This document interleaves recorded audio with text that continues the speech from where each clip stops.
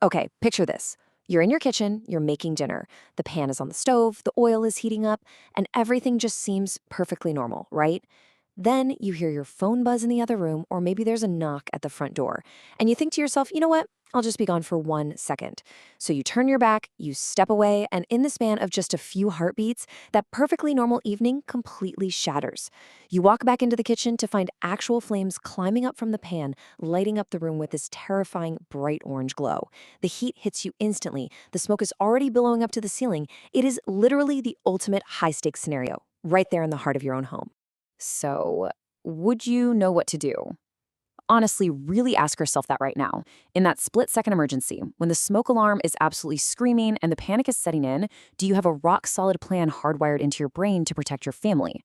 We rely on our kitchens every single day, right? But they are also the leading origin point for house fires. So in today's explainer, we are breaking down the absolute essentials of kitchen fire safety. We're going to visually map out exactly how to prevent these disasters and, crucially, exactly how to react if the unthinkable actually happens. Let's dive into this.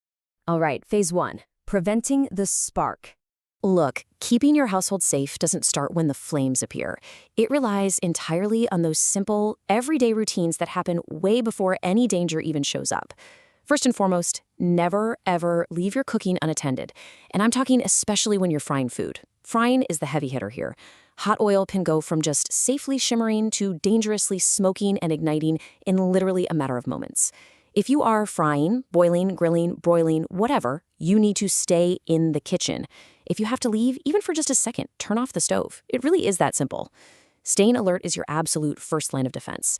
Beyond that, do a quick mental inventory of your stove right now. Are there dish towels hanging nearby? What about a roll of paper towels sitting right next to the burner? Plastic food packaging? You have got to keep towels, paper, and plastic far away from the stove. Create a strict safety zone around your cooking space where absolutely no flammables are allowed.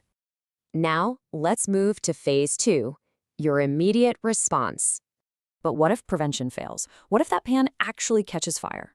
Well, the everyday calm is over, and you need to act immediately. No hesitation. Do not freeze. Do not panic. Just follow these steps.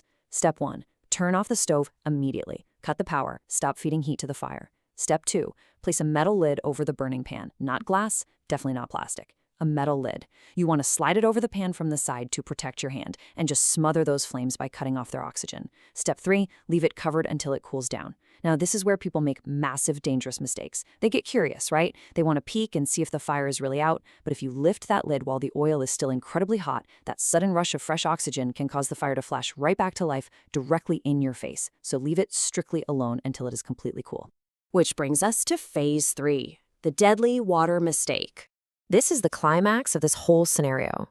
And it's a highly dangerous misconception that people fall victim to when panic completely takes over.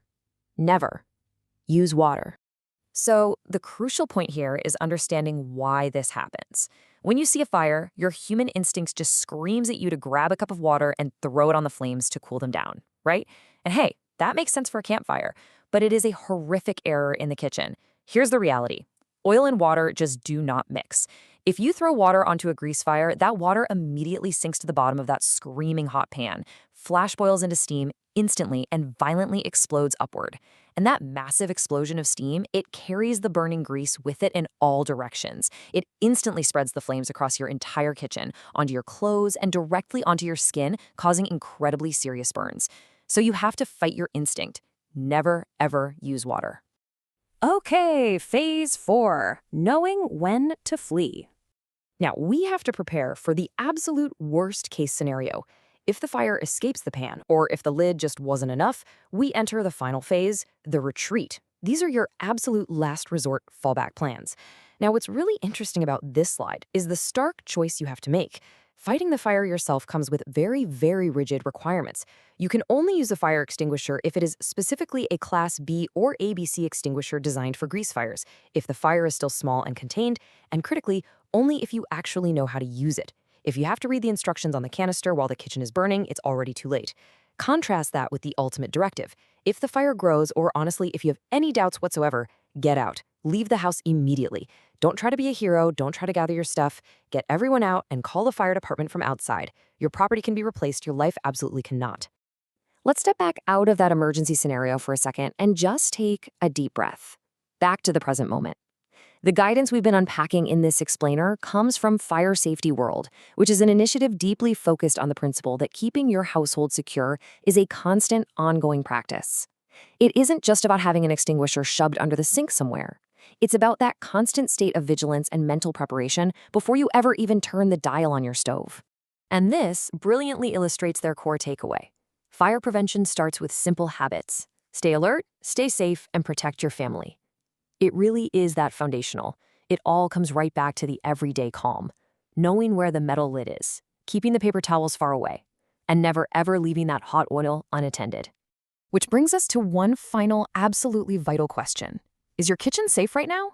When this explainer finishes, I challenge you to literally walk into your kitchen and actually look around. Are there flammables sitting just a little too close to the burner? Do you actually know exactly where your metal lid is? Go check. Fix it right now. Because preparation is the only thing standing between a perfectly normal evening and a disaster.